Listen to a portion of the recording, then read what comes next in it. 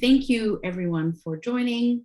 My name is Joyce Seltzinger and I will be your facilitator for today's session. Before we really dig into things, I would just like to do an acknowledgement of country. So I would like to acknowledge the people of the Woiwurrung and Boonwurrung language groups of the Eastern Kulin Nations, on whose unceded lands we conduct the business of the university. I respectfully acknowledge their ancestors and elders, past and present, and I would also like to acknowledge the traditional custodians and their ancestors of the lands and waters across Australia where we conduct our business. So thank you for that. First things first, I'll introduce myself. My name is Joyce Seltzinger. As I said, I'll be your facilitator for this session tonight. I'll be joined by various members of the student experience team at RMIT Online tonight. I work as a director of student experience innovation at RMIT Online, and I've been with RMITO for the last 5 years in various roles. So a little bit about tonight, we are going to be chatting to various members of our student experience team, and we're going to be giving you an overview of our fully online Bachelor of Business. And we have also invited a current student who is studying that Bachelor of Business here to share her experience with all of you. A little bit of housekeeping then. Today's discussion is going to be really interactive. So what I might just get all of you to do is just to check that you can access the chat window and just pop in a little welcome message there, just to let us know that you're there and you can access that. Because despite the fact that you can see me on screen, there is actually a team of experts behind the scenes who are waiting to answer your questions. All right, Tegan, thank you for jumping on that. That's very helpful. And when you do the chat, when you send any kind of chat, just make sure that you have got the little drop-down menu set to everyone so that everyone in the chat room can actually see it. We've already put out a call for questions when people signed up, so we'll be using those to guide the conversation, and we've already got those captured, but you can be putting any further questions that come up as we have our conversations here into that chat room, and we will respond as rapidly as possible. So, and then at the end, we will also pause for kind of an open Q&A, just in case anything has come up for you. You'll have access to all of the experts who are here today to answer any lingering questions. All right, so with that, I would like to welcome and introduce Lee Tan, who is our Director of Product. So Lee, if you can join me in the room. Thank you. So Lee has been, as I said, she's our Director of Product. And what that means is that she basically takes the lead on all of our new programs that we roll out. And in this case, she was also the lead on the Bachelor of Business and basically holds all of the knowledge in her head. So Lee, could you tell us a little bit what makes RMIT's fully online Bachelor of Business stand out from other programs in the market? Yeah, thanks, Joyce, and evening all. So there's really three things which we believe makes our program really stand out in market respective to other programs you might have seen. The first one really is around flexibility in your program and how you learn. So the way we've designed the degree, you've really got flexibility to customize your degree and what you want to study, whether it be taking on majors, minors, or just a selection of courses depending on what you're interested in and also your professional background. Flexibility also in how you learn. So it's obviously we've designed it to be 100% online, and you're not sort of locked into sitting through traditional lectures or tutorials as you might be familiar with on campus, and really how you study as well. So having full control about the pace and the time it takes you to complete your degree. You can change that up at any given time and take a little bit longer if that's what you need to fit around your work and life, or even accelerate through your degree if you've got a bit more time. The second one is really, we've been wanting to focus this really on making sure that you graduate with a career focus in mind and have all the fundamental business skills that underpin that. So for our Bachelor of Business, we've really focused on high growth job outcome disciplines in management, marketing and HR. really underpinned by those fundamental business skills that we all know are critical in the business world of work. So teaching things like research, analysis, problem solving, critical thinking, ideation and testing. And we've also partnered with some of the most iconic brands and businesses in the Australian landscape today to really give you the confidence that what you'll be learning in the degree is super relevant and equip you with those best practice skills and graduate with something that's really recognised by employers when you finish. And the third one there is around interdisciplinarity. So really recognising that the world of work is changing. Traditional business degree, the world of work in business is not just in the traditional business field, but really employers are looking for people who have hybrid skill sets. So that understand, maybe business analytics or how technology and business integrate together. So really building that into the degree as well, so that when you do graduate, you've got that holistic skill set. Mm-hmm. And the brands, the iconic brands that you mentioned, are some of the ones that we see here above our heads. Yes, absolutely. So Red Cross, AWS, and Medibank are some of our flagship program partners. Fantastic. All right. Getting into the next question. So we kind of looked at what the industry needs and what those skill sets are, and we've built it around that. But then also, obviously, there is like, what do the students actually need and what do they want? So who do we think that this online Bachelor of Business is going to appeal to, or who have we designed it for? Yeah, absolutely. So, I mean, business skill sets are so transferable across disciplines. They sort of underpin anyone in the working world will gain a lot of benefit and value from a fundamental business skill set. Where we believe our program will be most suited for, and hopefully there's some on the call today, is around, if you're an early to mid-level professional who's really looking to get into the business world, you might be working part-time or full-time already and really wanting those fundamental business skills and knowledge to pursue a career in business. But also mid-level professionals. So some of you may already be working in business fields, but really looking for that next step in your career, how to work in different business teams and with your colleagues, and how to fill in knowledge gaps in your business career to date.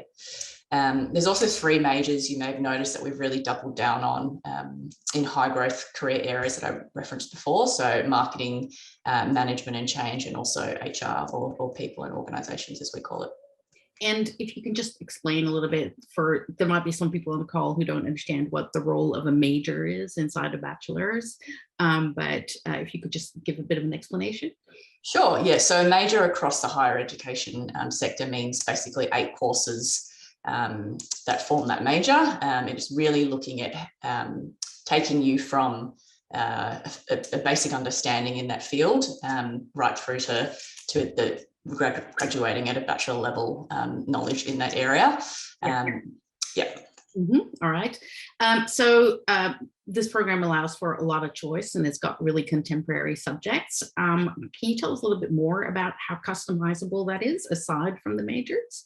Yeah, sure. So we know that students and those on the call today, you probably come from a great range of backgrounds in your work or previous study life.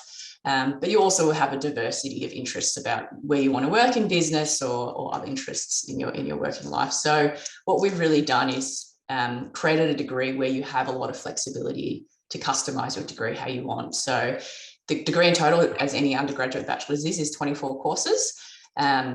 There are 4 fundamental business courses at the front end and a capstone at the end, and everything else in between you can customize depending on what you're interested in. So you could take, for example, a double major, you could take a major and a minor, or a few minors, or really just select courses in the middle depending on a range of things that you're interested in. So it really is truly flexible depending on what you're looking for. You've got the choice to do that. The customizability also refers to how quickly you want to progress through your degree. So that really is up to you through to a maximum of sort of 10 years. So for example, if you choose to do it full time, you could complete it in 3 years. Part-time, if you want to do 1 course at a time, 6 years, and so on and so forth. And you can choose to speed up. Like if you had a little bit of time because you were between jobs, then you could do 2 courses a term, but then take it right back down when, you were back in your new role. Absolutely, yeah. It's all about making sure that the study fits around your life and what you've got going on outside of studying. And then can you tell us a little bit about, that flexibility, like how much should students be expecting to work? Like what's it going to be like? Yeah, for sure. So, the beauty of the way we've designed this is a wholly online degree, so you can study whenever and wherever you want at a pace that suits you. In terms of the study load, you can probably expect between 10 to 12 hours study per week per course. And each study term comprises of 10 weeks. So there's 4 study terms across the year. Yeah. Perfect. And Lee, can I be cheeky and just ask you if you were, you as a director of product and a product manager were choosing a few of the courses in this bachelor's, which ones would appeal to you? Oh, great question. I think for me it would probably be the ones in marketing and also business analytics. I come from a sort of more traditional business strategy background, and realizing that as a product manager, marketing is becoming more and more important. So I would definitely want to choose some of those. And also business analytics is so fundamental, as most businesses, the importance of data is becoming more and more prominent to success in business. So yeah, I think. Excellent. All right. Well, thank you for all of that. We have a few questions which we might pick up just right now. There's a question about whether there are any live webinars. Yep. So once a week there will be a 1-hour live webinar that you can attend. If it doesn't suit your schedule, you can also watch that offline as well. That's right. And it's an opportunity. Like we always encourage people to go and participate in the webinars, because it's such a great way to connect both with your online facilitator as well as with the other students, and really dig into some of the content and some of the new knowledge that you've gained that week. So it's great to attend if you can, and the online facilitator will make sure that for your group you end up with a time slot that works for the group. And so we try to, again, make that as flexible as possible. But should you have to miss one, then you can always follow up with the recording, as Lee said. So, Jamie asks if this degree can be accelerated from 3 years to 2 years. Full time is 3 years, and so that is the accelerated mode. That would mean you're completing 8 courses a year. Yeah, and that's pretty intense, Jamie. So that's a pretty full load. Yeah. All right. Well, I might ask. So I might relinquish you from the room, Lee, and move to introduce Jenn Morinaka. But if people come up with further questions for Lee, please put them in the chat room, because as I said, our team will be answering them in the chat room, and we might gather them up and answer them at the end of the Q&A as well. So Jenn Morinaka is our amazing manager of student success. She and the team provide the student support and student success services that we have in place at RMIT Online. So welcome, Jenn. Online study can happen in a black box, and it can be hard to see how it works for people who are new or prospective students, like the students that we're talking to today. Like, what would you say, if you've never studied online before, what would you say are the main differences between studying online and studying on campus? Thanks, Joyce, and hello, everyone. So that's a really, really great question. And just thinking to kind of my undergrad experience, I was face-to-face for that. And one of the things that really comes to mind for me is, I had to select my core classes for the very first time, and they were only scheduled on Mondays and Wednesdays at these 2 blocks. And then my other classes that I had to select were on Tuesdays and Fridays in these 2 blocks, because that was when my lecture was available.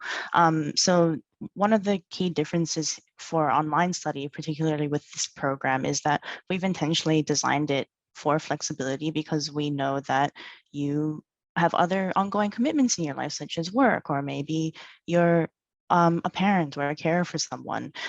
So there's a lot of flexibility around that. The courses have intentionally been designed for online and for flexibility so that you can maintain your other competing priorities while you complete your studies. So, you know, if you can only study after 5 p.m. or after you've cooked dinner and put the kids to bed, you know, you can do that. And as Joyce and Lee spoke to before, there's also the webinars, which we have, which your online facilitator will aim to make during a time that works for everyone in that week. But again, if something comes up and you can't attend, they're recorded. And the nice thing about the webinars as well, that's quite different from a typical face-to-face setting, is that it actually works better if it goes both ways. So the facilitator isn't going to sit there and just talk to you the whole time. That session is actually for you to come with your questions about the content, because you know you would have been looking through it in your own time, and bringing that to the group, to your peers and the facilitator to actually talk about that and get more out of that. So in that way, you know, the direction of that webinar goes both ways, which is, I think, a key difference in studying online. Yeah. All right. Thank you. Now we get to where you sit in the whole process of how we support our students. It's such an important part of studying online.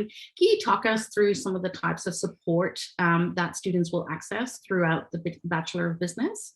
Absolutely. And I'm so thrilled to talk about it. So the first thing I'll talk about is obviously my team, which is the student success team. Really are lovely. Thank you. We are. And yeah, so the student success team is there to support you throughout your entire program. So if we think to the on-campus experience, the equivalent for RMIT would be RMIT Connect. There's people in an office that sit there waiting for you to come up to them and ask questions, and they know the answers to all of the things that you might be wondering. So that's really what the student success team is for. If you've got a question about I need to drop my study load down from 2 courses to 1, you can come to us. You know, if you are struggling and you're not sure, oh, you know, I've got something else going on, should I apply for an extension? You'll reach out to us. So that's one of the main functions of the team. And the other thing is really, we're just here to support you. So in your first teaching term, you'll have a dedicated student success advisor who will be checking in on you 5 times throughout your first course to welcome you and make sure you cross important dates, and they'll just kind of familiarize you with the language that we use in higher education. And also there'll be an onboarding webinar before you get started, so you feel prepared before you jump in with your online facilitator. Mm-hmm. And then I guess the other aspect of support is obviously your teaching, you know, support around the course content. So there's 2 roles there. One is the course coordinator. So they kind of sit and are responsible for the quality of the delivery of the course. They lead the course, make sure that, you know, the assessments align to your learning outcomes. And then you've got your facilitator who, you know, you'll be assigned with, and the groups that come with facilitators are no more than 25 people, to make sure that you get a lot of good support and attention from your facilitator.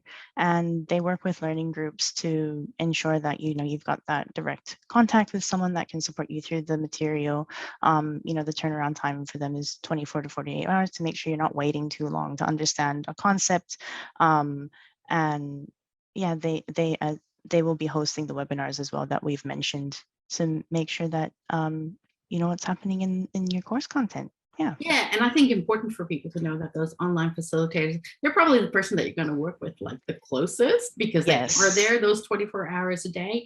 And also they are discipline experts in their own right? They have qualifications in this. They are experts in your field and in the course that they are teaching. So they're there to answer any of the content or course questions that you have whenever they happen. And I think that 25 to 1 ratio, like no more than 25 students to that 1 facilitator, I think that's a real differential as well. And you know, we go back to what we were talking to Lee about, like what sets us apart. I think that's one of the things that sets us apart as well. You're part of a really small you can almost think of it like a study group, who are working through this course together and tackling the same content and the same new knowledge together.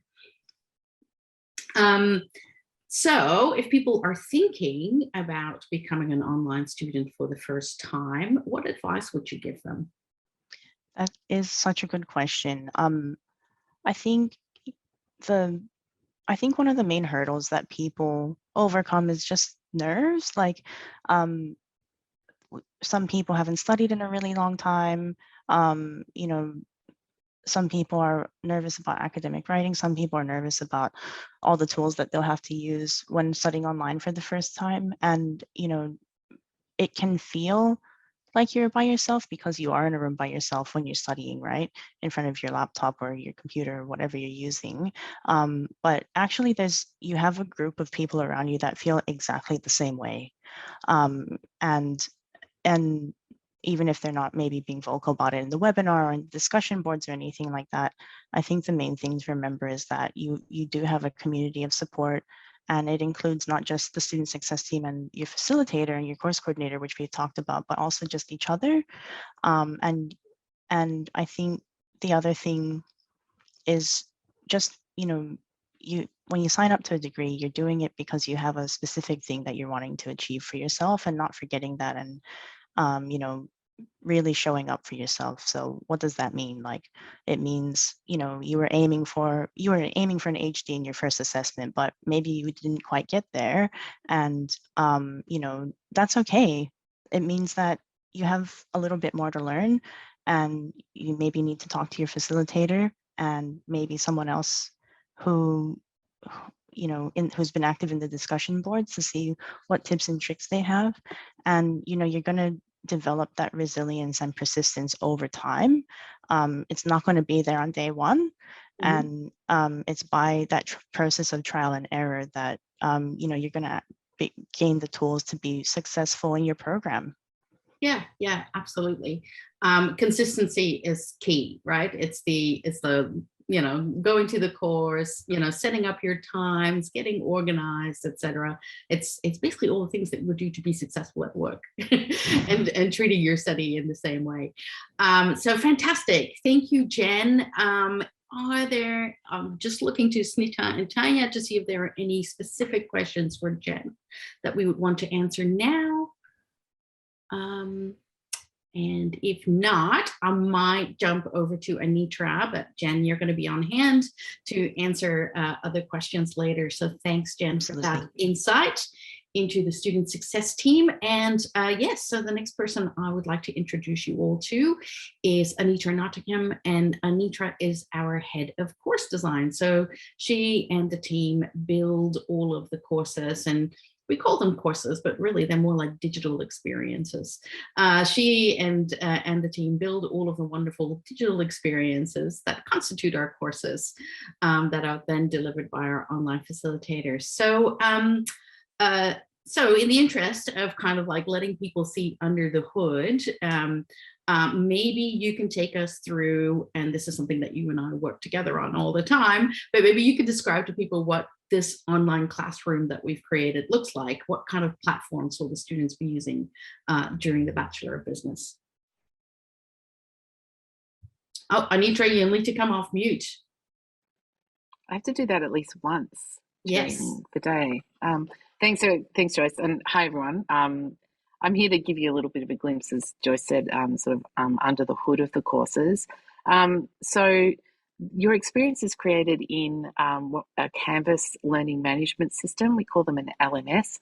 It's a specialized website that's set up to deliver educational material to students.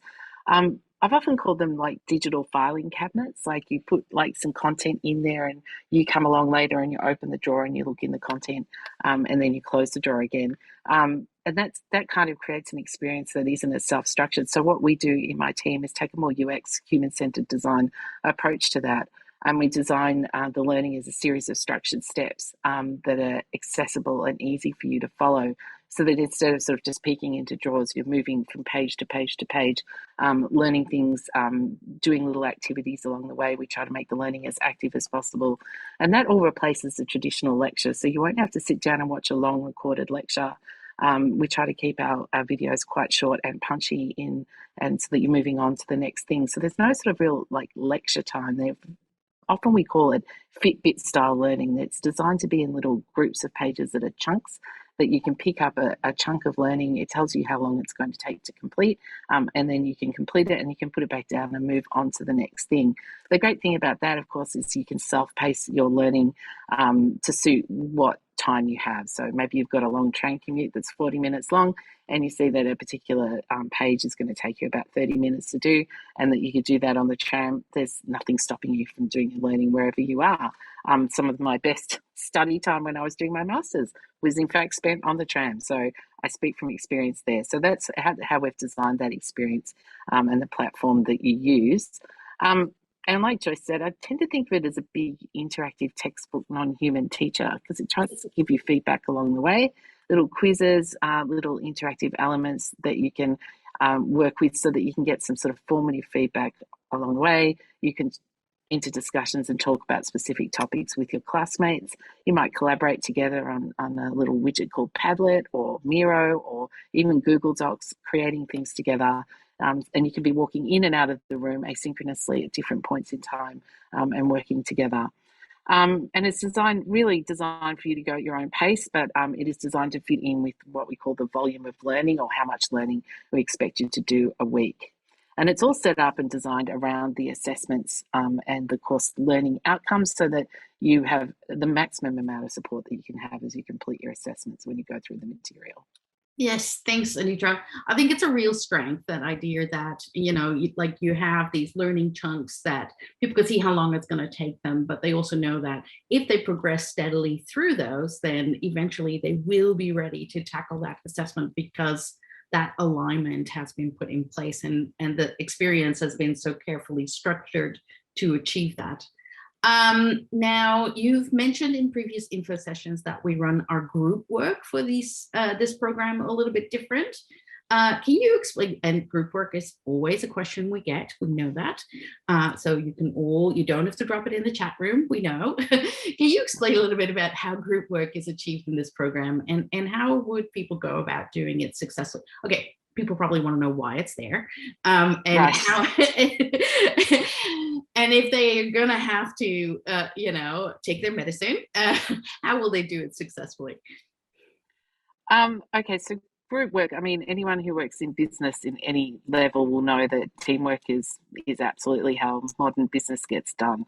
So being able to work in a team, especially being able to collaborate these days remotely in a sort of hybrid work environment, being able to work together just through text or through email is an essential skill. And I've been in online learning for a long time, and I've always talked about how it teaches you how to be a good communicator in online spaces, and how important that is when you're working with others, because you're not just sitting in meetings with them or sitting down one-to-one. You're trading emails, you're trading texts, you're trading Slack messages, GIFs, whatever. So group work online gives you an opportunity to build a digital presence, or a way of communicating with others online. The program manager for this course talks about group work as teamwork, and I think that's the way to think about it. We try to design the group work so that it is something that you're not depending on others to necessarily finish, although you're working with others. And we use as many sort of online collaborative tools as we can, but we also leave it open to you as a group, how you want to organise yourself, what's the best tools to use for yourself. I like to say proximity is not about geography, it's about time. So it's really about finding time to work together, but also learning how to work together asynchronously as well. We tend to take a little bit longer to do group work online, so we have to account for the fact that you might not read the instructions to work with your group. Someone might have read it on a Monday. You might not get to read it till a Friday, or even if it's a really bad week, which does happen, a Sunday. So we account for that in the way that we design the online group work, so that there's no one left behind and no one disadvantaged. And that makes group work easier to do, because I think one of the hardest things about it is making sure that you're working in sync with others and not falling behind. So, there's plenty of time for you to catch up. That's how we try to design it. And it's also a really good way to make friends. I have an undergraduate student in my house, and some of the way that he's met people at university is by working on groups together in group work. So it's a social thing as much as it is an academic exercise and a way to build your team collaboration skills. And we do try to grade it individually. That That's was going to be my important. next question. Was going to yes, be we do. Yes. The coursework, the percentage of group work, it depends on the course itself. The need for teamwork, as we like to call it, is built into what we call the PLOs, or the program learning outcomes, which means that it's threaded throughout the whole program. So you will encounter it in a lot of courses that come along, that you take, but it might not necessarily be in every single course. And a lot of the group work is around industry partner assessment. So we've partnered with people like Adobe. For instance, we're doing that next week. We're talking to Adobe about setting up a work integrated learning assessment where they pose a problem for the students, and the students work together on an actual problem that Adobe is facing. So if it's in a course that's oriented towards work integrated learning like that, you'll tend to find group work there because it's a great way to work together. Adobe has. They had an interesting list of problems, Joyce. Okay. I was like, that is a hard problem. I'm glad I'm not doing that assessment. Have fun with that, students. Like, it'll be challenging, which is what good group workers should be. It should be challenging but achievable, right? And sort of something that you can really sink your teeth into. Mm-hmm. Yeah. So you've worked in online education for a really long time. So again, for people who are kind of new to this space, what are your tips on how to be successful in an online program like this?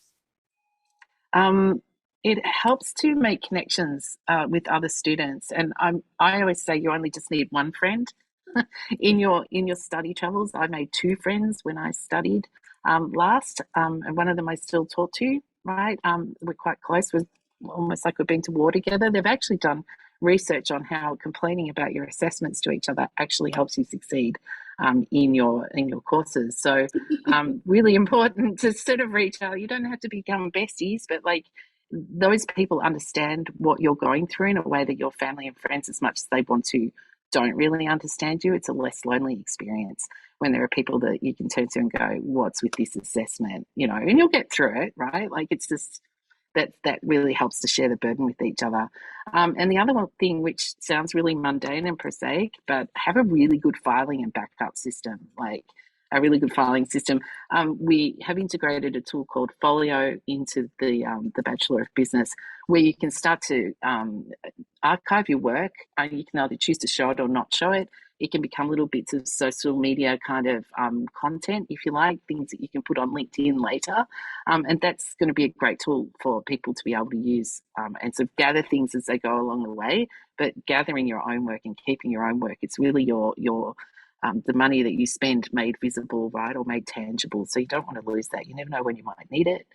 Some of the courses have some great like templates and things like that you would use every day once you left school. And you want to keep all of that. It just helps to keep yourself organized, and you have one less thing to worry about. That's my top tips. Wonderful. For studying online. A question that you can definitely answer, Anitra, because I know that your team are always working to this deadline. Can you please confirm when the course material will be available? Is it a week before the start date? Yes, it is. It is all available at once so that you can work through it at your own pace. So you're going to be away in week 3 and you want to do that work in week 2, you can work ahead. You can start in orientation week if you really want to.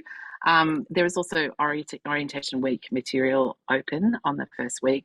So the first time that you take a course, you can go through our little fast track micro cred, if you like, that will set you up for online learning.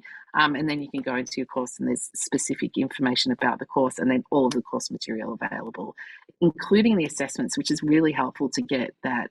What am I going to be doing? When is it going to be due? That we know that that's really important to you.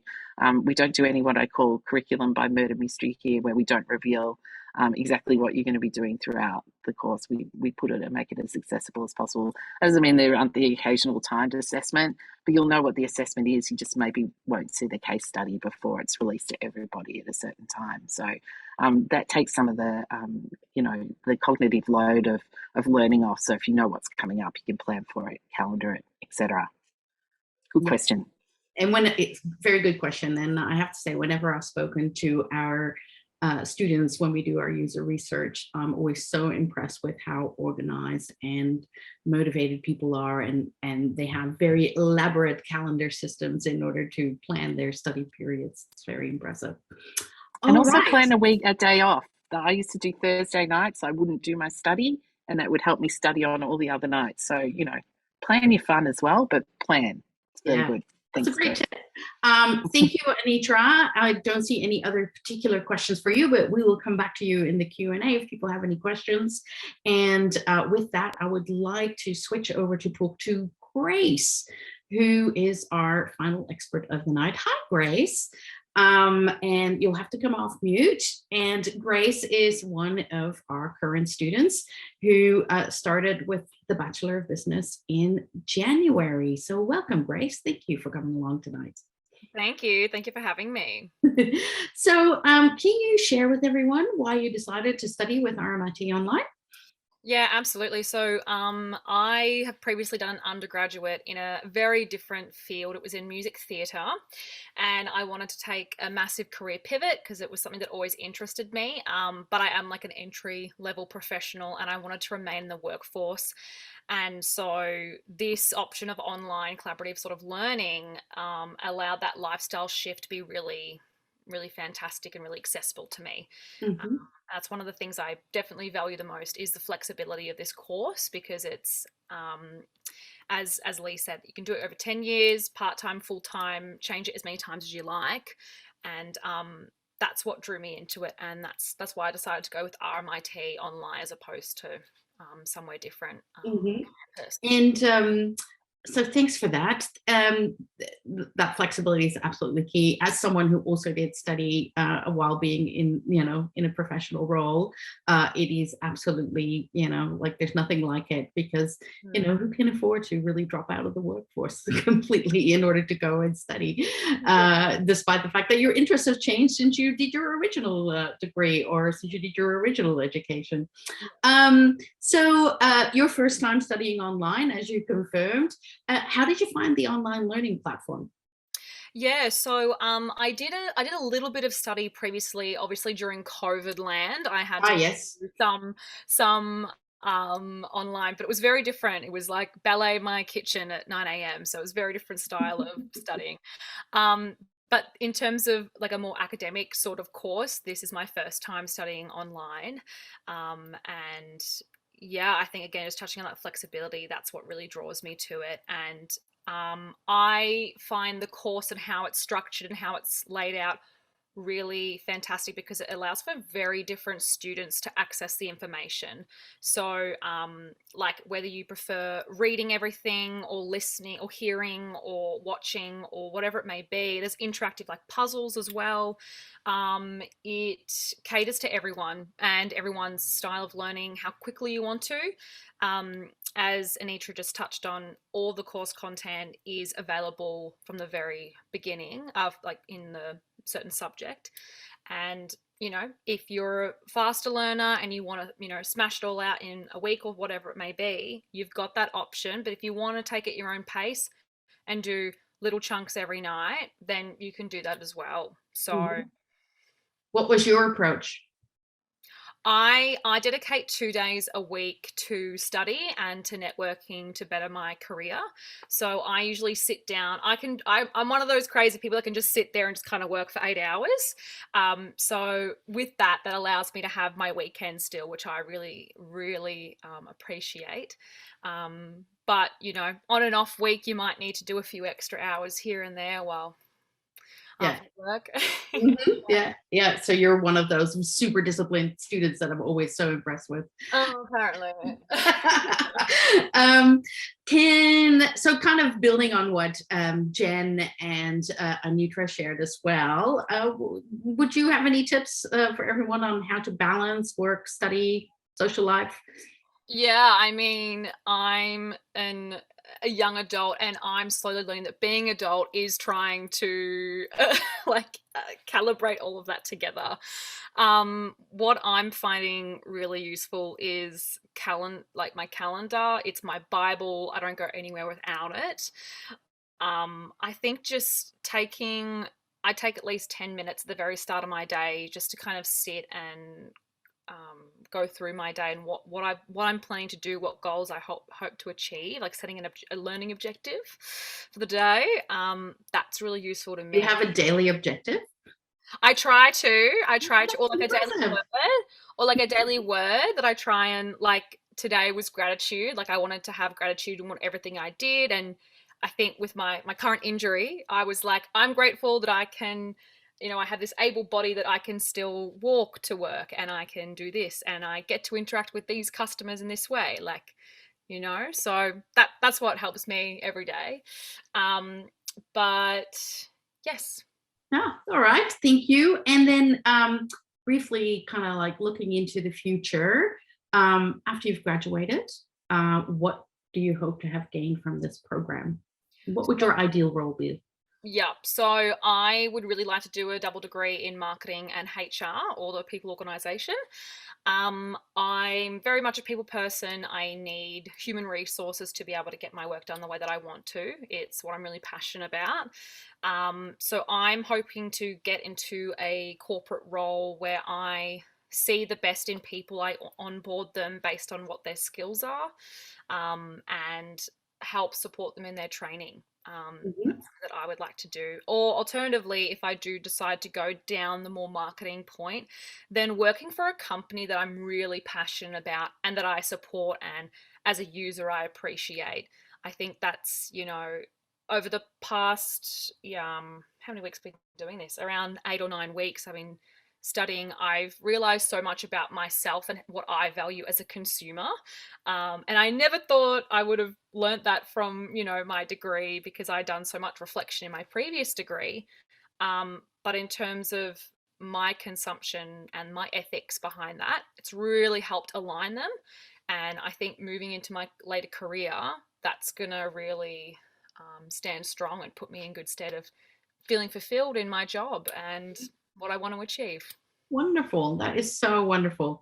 So let me express my gratitude then, Grace, for coming along today and talking to us all. I'm asking you to kind of stay on the call as we now have time to just kind of open it to the floor and see if there are any other questions. And I might ask Lee, Jenn, and Anitra to come online as well. Anitra, you just got a great question about the textbooks, which was one of the things that we really tried to nip in the bud early on when you and I were both at RMIT Online. Can you answer the question for everyone? Yeah, I put a little note in there about the nifty technology that they have. They have these licenses, so if more than 3 students access it at once, it automatically opens up another license. You never have to wait for a student to bring a book back to get that book, or you don't have to rush and get the book and make sure that you've got the ebook before anybody else does. And that was really important to us. We put a lot of work into it. There's also some amazing online educational resources that are alternatives to textbooks that a lot of academics put out now directly. And we work closely with the library to get access to all sorts of cool things for you to read. Yeah, I think it's like part of the process of us creating the courses and creating the course experience, I suppose, is we always reach out to the library and ask them to do a comprehensive search of what kind of materials they have that are available. And obviously that's a textbook, but it can be articles, it can be like TV snippets, documentaries, lots of different types of podcasts. It can be lots of different types of materials. And we try to get a good mix into the courses for that. Let me see whether there are any other questions. Smita, Tanya, anything you would like to answer? What is the most used reference style? Anitra, I think that's another question for you, although by now Grace should know it as well. Usually the RMIT Harvard is the most used reference style, but there is on your assessment brief, right, Grace, there is a little kind of link to the site you like thing so that you know how to do that from your assessment brief. Mm-hmm. Yes, and you don't have to pay for textbooks, which is good. We found out that a textbook that we wanted to use the other day was $990. So already bought by the library, so that cost is already done. But I thought, imagine if you had to buy that for yourself. They can get very, very expensive. So yeah, we make sure you don't have to do that. Mm-hmm. I've just been notified that there is another question, but I don't see it here. Just a second.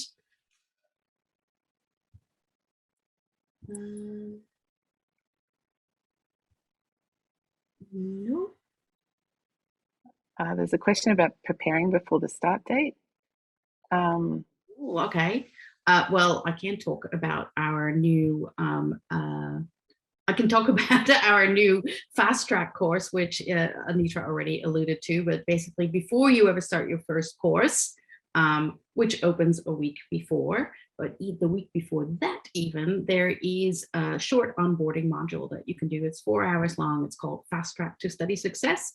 And it basically gives you all of the information that you need. So it helps you set up your digital workspace. It helps you set up your physical study space. It talks to you about how the courses are set up, what to expect. You get the opportunity to practice uploading an assessment, just to take some of the nervousness that you might have around that out of the process. You get information about all of the different services that will become available to you through Jenn and her wonderful team. So it's a really worthwhile one. In the previous cohort that started with us, I believe it was 90% of all of the students did that course, and 93% of them participated in some way and found it really useful. And that was over Christmas, because they got access right before Christmas. So that was really, really impressive. So with that, I noticed that we've gone over time, so I might just wrap it up. I just want to make sure that people are aware that you can continue to contact our enrollment advisors if you need more help. There's email addresses and phone numbers on the RMIT Online website. We hope this session was informative for you. We'd love to get any kind of feedback on that as well. Thank you so much, everyone, for participating today. Thanks, Jenn. Thanks, Lee. Thanks, Anitra. With much gratitude, Grace, and also Tanya and Smita in the background. Thank you, everyone, and good night.